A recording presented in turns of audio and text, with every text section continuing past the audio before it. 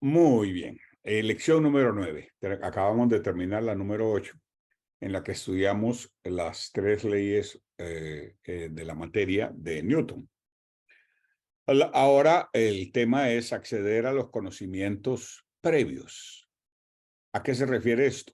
Ok, los conocimientos previos son los conocimientos que ya tienes sobre un tema. Por ejemplo, nosotros hemos estudiado, ¿verdad?, sobre las tres leyes básicas de Newton. La primera ley, que dice que un objeto tiende a permanecer en reposo a menos que una fuerza externa actúe sobre ella. La segunda ley dice, ¿verdad?, pues ya se me olvidó la segunda ley. La segunda ley establece, ¿verdad?, lo siguiente. La segunda ley, vamos a verlo aquí, lo teníamos subrayado, ¿verdad? No, a ver, perdón, esa es la ley de gravitación. Ahí está. La primera ley, la leímos. La segunda ley del movimiento establece que el cambio en el movimiento lineal de una masa depende de la intensidad y el sentido de la fuerza. Y la tercera ley de Newton establece que toda acción hay una reacción igual o opuesta. Y también hablamos sobre la ley gravitacional de Newton. Todo ese es un conocimiento previo que quizás ya habíamos escuchado hablar de él, quizás no, y ya lo tenemos. No se nos va a preguntar directamente sobre cada una de las leyes en este ejercicio, pero el conocimiento previo de esas tres leyes, ¿verdad?, a las cuales usted puede acceder preguntándome también, si es que se le olvidó, ¿verdad?, nos va a ayudar para los siguientes ejercicios. Entonces, puedes adquirir conocimiento sobre un tema a través del aprendizaje formal, como hoy, y las experiencias personales, ¿verdad?, como lo que nos sucede a diario en nuestra vida cotidiana.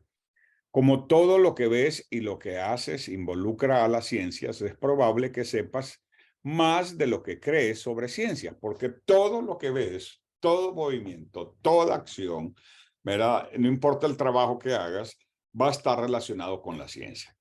Al acceder a tus conocimientos previos, ya sea formales o informales, es decir, de la vida, de la experiencia personal, al acceder a esos conocimientos previos relacionados con un tema de ciencia, aprendes nueva información sobre el tema más fácilmente, que es lo que vamos a hacer. Para eso vamos a hacer algunos ejercicios. Pero bueno, antes déjenme hablar un poquito sobre los tipos de máquinas simples. Esto nos va a ayudar sin lugar a dudas. A ver, ¿por qué no tengo video? Vamos a ver un momentito, por favor. A ver, video, ahí está. Prestemos atención. Este conocimiento previo sobre las máquinas simples, que es una palanca, una rueda y un eje, una polea, un triángulo inclinado, una cuña y un tornillo, ¿verdad? Pongamos atención.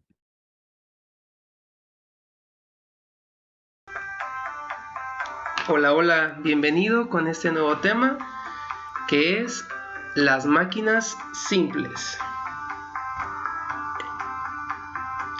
Comenzaremos diciendo que las máquinas simples facilitan el trabajo y convierten una fuerza en otra mayor. Imagina a las civilizaciones antiguas, a las civilizaciones agrícolas, a las civilizaciones mesoamericanas o andinas.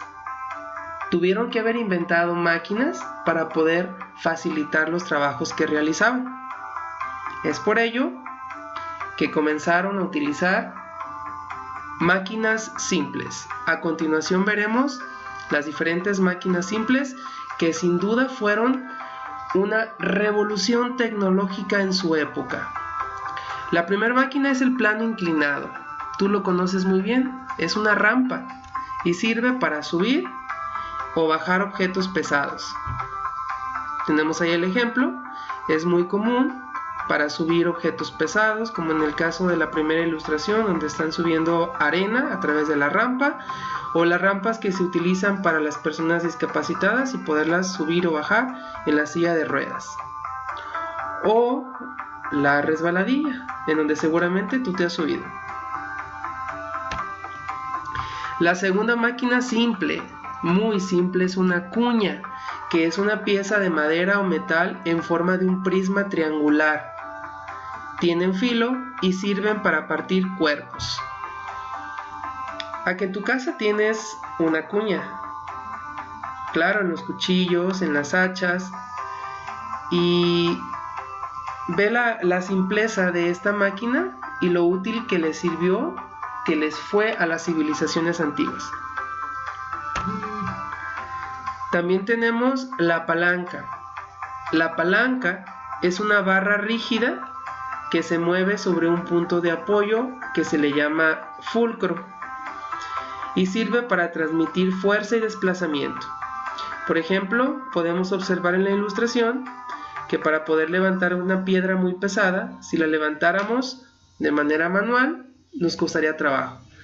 Pero si queremos hacernos el trabajo más fácil, vamos a utilizar esta barra rígida y la vamos a apoyar en esta piedra, que va a ser el punto de apoyo llamado fulcro. Al momento de que hagamos fuerza en la palanca, podremos levantar con mayor facilidad esta piedra. Tenemos aquí en la ilustración varios ejemplos de palancas. Unas tijeras, tenemos ahí una pala, carretilla. Pasemos al tornillo, que es otra máquina simple. El tornillo es un cono con rosca en espiral que se usa para mantener unidos dos cuerpos. Es muy conocido por ti el tornillo. La siguiente máquina es la rueda. Es una pieza circular de metal, madera u otro material resistente que gira alrededor de un eje central. Permite mover la carga con poca fuerza. Sin duda fue uno de los inventos que cambiaron la historia de las civilizaciones, ya que facilitaron el trabajo para cargar muchos objetos y cosas pesadas. Vamos a la siguiente, que es la polea. La polea es una rueda acanalada por la que se hace pasar una cuerda. Esa es una rueda acanalada, tiene un canal por donde pasa una cuerda y sirve para levantar peso. Tenemos aquí el ejemplo para sacar el agua, para subir objetos pesados, lo utilizan mucho los albañiles o incluso a veces se utilizan para las piñatas. Tenemos aquí también otra polea en la bicicleta, que es una rueda con una acanalada que pasa por ahí una cadena. Un dato interesante: la rueda se tiene registro de su uso en la civilización de Mesopotamia hace 5000 años antes de Cristo. 5000 años antes de Cristo, Mesopotamia ya utilizaba la rueda. Y bueno, ¿te imaginas qué tipo de máquinas simples utilizarían las civilizaciones para construir esas grandes pirámides?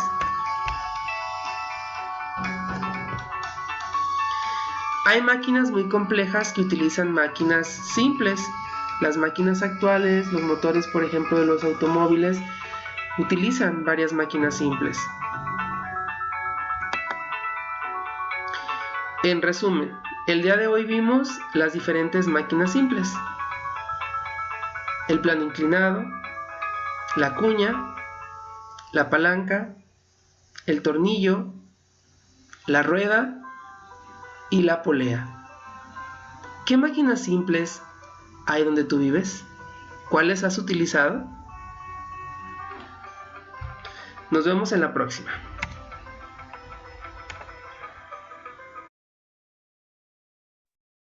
Ok, ese video nos va a ayudar porque nos revivió de manera visual algunas de las herramientas que vamos a estudiar en estos ejercicios. Por ejemplo, aquí tenemos el primer ejercicio, que es trabajo, fuerzas y máquina. ¿Verdad? Voy a leer con ustedes este primer ejercicio, como hice en la primera clase. Dice: en ciencias se realiza un trabajo cuando una fuerza mueve un objeto. No se realiza trabajo si un objeto no se mueve, aunque se aplique una fuerza. Las máquinas facilitan el trabajo al cambiar la magnitud o el sentido de la fuerza que se necesita para realizar el trabajo. ¿Verdad? Se cambia el sentido de la fuerza. Por ejemplo, antes de ver el texto que sigue, el segundo párrafo, veamos lo que tenemos en la ilustración. Tenemos, ¿verdad? Una palanca. En el extremo derecho hay una caja que puede tener cierto peso y que para levantarla debiéramos jalar hacia arriba. Pero la palanca nos permite cambiar la fuerza que aplicamos y que sea más sencillo. En vez de levantar, empujamos y podemos incluso usar nuestro cuerpo, el peso de nuestro cuerpo, lo cual haría más fácil, ¿verdad?, levantar el objeto. Ahí lo estamos viendo, ¿no? Dice, una máquina simple es una herramienta básica que se usa para facilitar un trabajo. Cuando se usa una máquina simple, la fuerza de entrada es menor que la fuerza de salida o se mueve en otro sentido.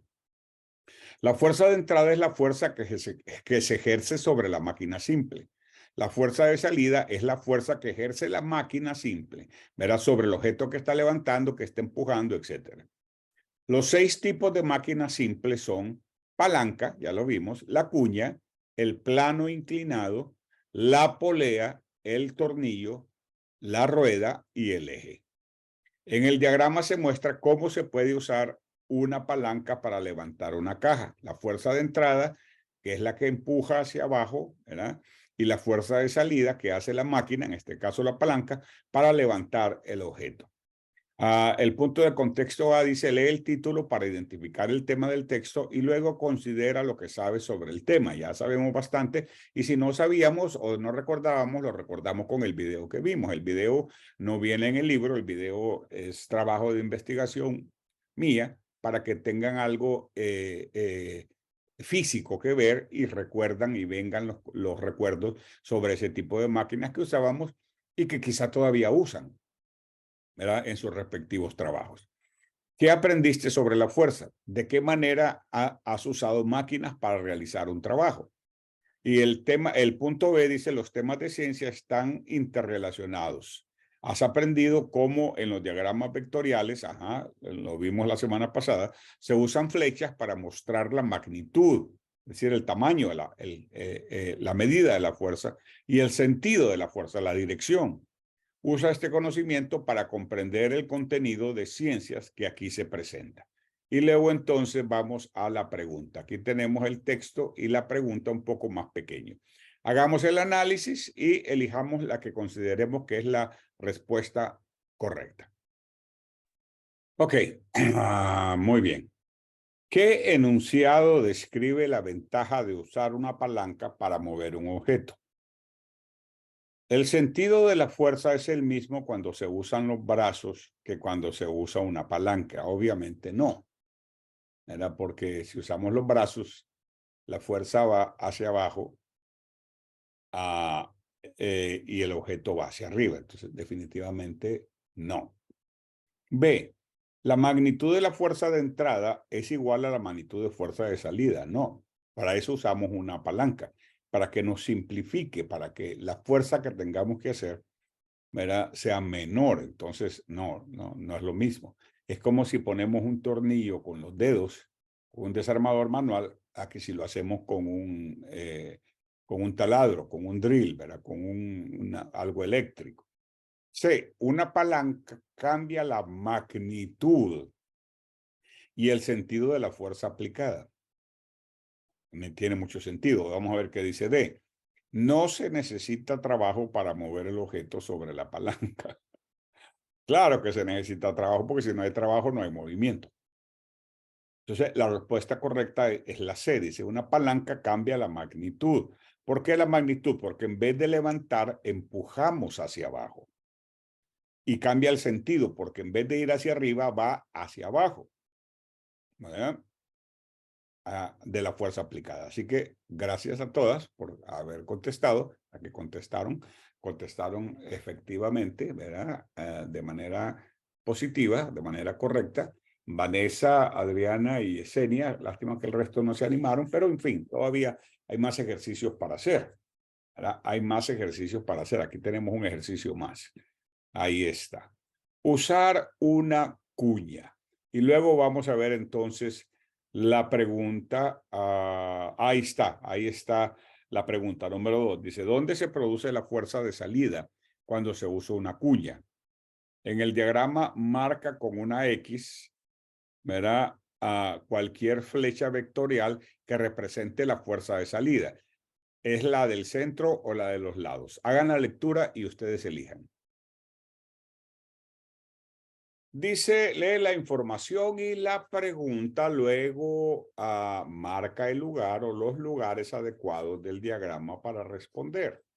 Solo hay 3 lugares, ¿verdad? Arriba y hacia los lados. O sea, hacia la izquierda, hacia la derecha o de arriba hacia abajo, porque son los vectores, ahí están los vectores, son las flechas. ¿Okay? Usar una cuña. Una cuña es un tipo de máquina simple.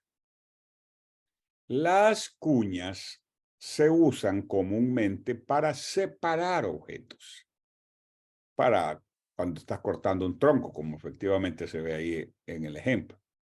La cabeza de un hacha es una cuña. La fuerza de entrada que se aplica a la base de una cuña se distribuye a lo largo de sus lados angulares, como indican las flechas vectoriales.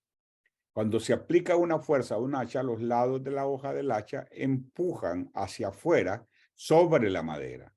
La fuerza que ejerza hacia afuera hace que la madera se divida, donde se produce la fuerza de salida. ¿Verdad? La fuerza de salida entra por el centro, pero ¿hacia dónde sale la fuerza? ¿Dónde se produce la fuerza de salida? Cuando se usa la cuña. ¿Verdad? Los vectores que están ahí nos están indicando, ¿verdad?, precisamente nuestra respuesta. ¿Cuál es nuestra respuesta? Nuestra respuesta es efectivamente, como los pocos que contestaron, si usas tus conocimientos sobre diagramas vectoriales y la explicación del pasaje acerca del funcionamiento de una cuña, puedes determinar que las flechas apuntan hacia afuera, hacia los lados. Con respecto a la hoja del hacha, representan fuerzas de salida, ¿verdad? De hecho, por eso los vectores están apuntando hacia afuera del tronco, ¿verdad? Porque hacia ahí va precisamente la fuerza. Este estaba fácil, este era un regalito para que ustedes se gozaran nada más, pero no quisieron tomar la oportunidad, así que ahora no van a gozar, ahora van a sufrir. No, no es cierto, estoy molestando, pero este es un poquito más difícil. No aprovecharon contestar el fácil, ahora entonces tenemos uno un poquitito más difícil, quizás sí, quizás no. Hagan la lectura, yo no me voy a meter todavía, pero hagan la lectura y en unos minutos, en unos 3, 4 minutos, vemos, hacemos el análisis y vemos respuestas.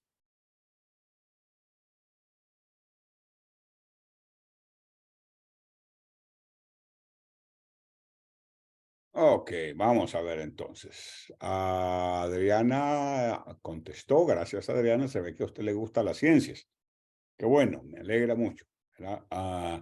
Medir el trabajo. Dice, se realiza trabajo cuando una fuerza mueve un objeto. Ese es un concepto básico, ¿verdad?, en el desplazamiento de la masa. Solo se realiza un trabajo cuando una fuerza mueve un objeto o una herramienta, ya sea una fuerza aplicada manualmente o una fuerza aplicada por una máquina. La cantidad de trabajo que se realiza depende de la magnitud de la fuerza usada para mover el objeto, es decir, depende de la medida de fuerza. Normalmente se usa la fuerza, el newtons, ¿verdad? Es la unidad de medida para la fuerza usada para mover el objeto y de la distancia sobre la cual se aplica la fuerza. El valor de la cantidad de trabajo que se realiza se expresa en metros por newton, que es la medida de la fuerza, o julios, y se calcula usando la siguiente ecuación, ¿verdad? W, que viene de trabajo, de work, ¿verdad?, igual a FD, que es fuerza, ¿verdad?, en newtons, y D, distancia en metros. Entonces, en otras palabras, ¿verdad?, el valor de la cantidad de trabajo que se realiza se expresa en metros por newton o julios y se calcula con la siguiente ecuación. ¿Verdad? Trabajo es igual a fuerza, a newtons, ¿verdad? Y distancia en metros. ¿Qué enunciado explica una relación entre la cantidad de trabajo producidos y la fuerza aplicada? Una fuerza mayor da como resultado menos trabajo si no cambia la distancia sobre la cual se aplica la fuerza. B. El valor de la cantidad de trabajo realizado no tiene relación con la distancia. No. B. Definitivamente no. ¿Verdad? C. Se realiza la misma cantidad de trabajo cuando se usa fuerzas para mover cajas cuyos pesos son diferentes a través de la misma distancia. No. No, tampoco. ¿Verdad? Y D. Si un objeto no se mueve cuando se aplica una fuerza, el valor del trabajo realizado es ¿qué? 0. Ok, ¿qué dijimos? ¿Cómo comienza el texto? El texto comienza, se realiza trabajo cuando una fuerza mueve un objeto. Es decir, si un objeto no se mueve, el trabajo que se realiza es 0.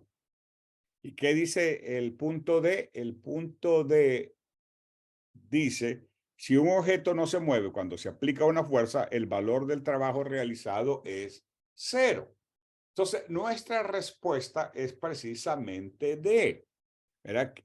El texto comienza diciéndolo, ¿verdad? No te preocupes, Vanessa, ¿verdad? Se realiza trabajo cuando una fuerza mueve un objeto. Es decir, si el objeto no se mueve, no hay trabajo. Y si no hay trabajo, ¿cuánto nos pagan el día que no vamos a trabajar? ¿Verdad? Nos pagan 0. Entonces ahí está, ¿no? Si usas tus conocimientos sobre las matemáticas y las fuerzas, junto con la ecuación para medir el trabajo, puedes determinar que una explicación para la relación entre cantidad de trabajo producido y la fuerza aplicada es que el valor del trabajo realizado es 0 si el objeto no se mueve, ¿verdad? Así que de plano, no, esa es nuestra respuesta correcta para el día de hoy. Ok, déjenme ver. Tenemos un par de ejercicios más y con eso vamos a cerrar la noche. Ahí está, ¿verdad? La ventaja mecánica o Bm es igual a la fuerza de salida igual a la fuerza de entrada. La potencia es igual al trabajo realizado y al tiempo usado. Pero lean el texto, luego lean las preguntas y elijan la que ustedes consideren que es la respuesta correcta. Les dije, estas últimas no es que sean difíciles, pero requieren mayor atención, ¿verdad? A la lectura y a todo, a cada detalle. Así que trabajemos, a ver cómo nos va con esta. En esta nos recuperamos.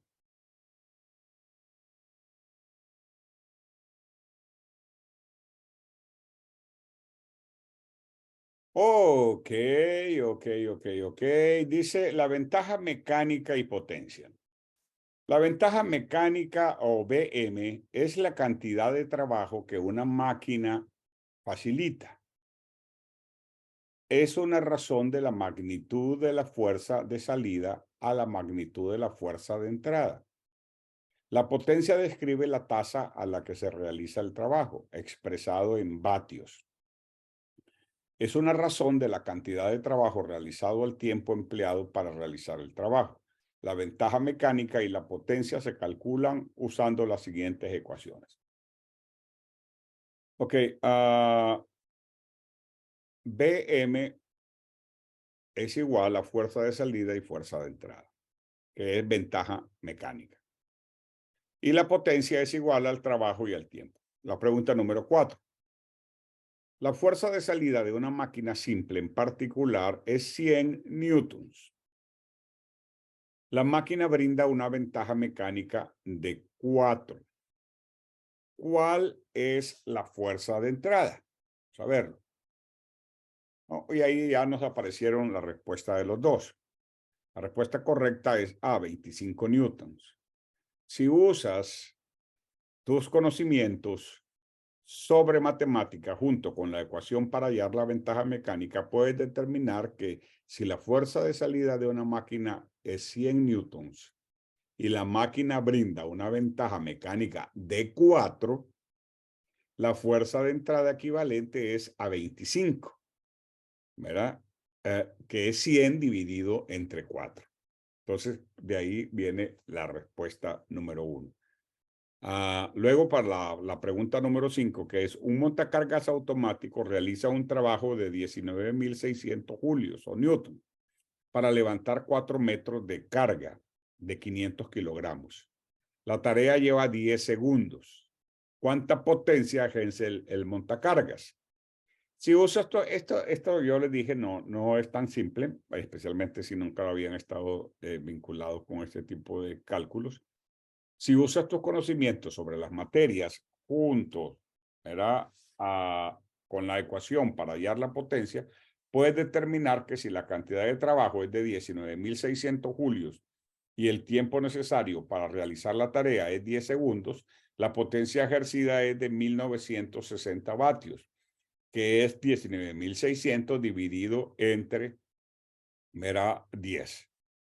Así que ahí lo tenemos, ¿verdad? La potencia es el factor entre trabajo y tiempo, ¿verdad?